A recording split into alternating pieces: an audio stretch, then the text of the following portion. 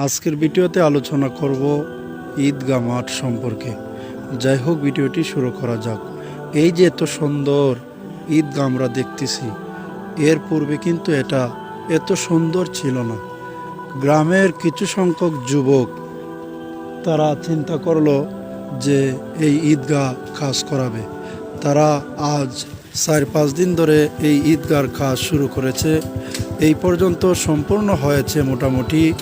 মানুষকে শান্তিপূর্ণভাবে নামাজ পড়ার জন্য তারা আজ 4-5 দিন ধরে, আজকে শেষ পর্যন্ত তারা পাউডার দিয়ে গাঢ় থেকে পানি বইয়ে এনে রোজা রেখে তারা সারা দিন ধরে এই ঈদগাহটাকে তারা পরিষ্কার করেছে, ধুয়েছে, যাতে করে মানুষ শান্তিপূর্ণভাবে নামাজ পড়তে পারে।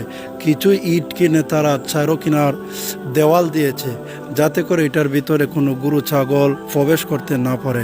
যাই হোক, শুধু তাই নয়, আরও সামনে আমি যাচ্ছি, দেখেন এই যে একটা বাঁশ দিয়ে তারা একটা গেট বানিয়েছে। এই গেট দিয়ে যাতে কোনো কিছু না ঢুকতে পারে, এজন্য তারা সুন্দরভাবে একটা গেট বানিয়ে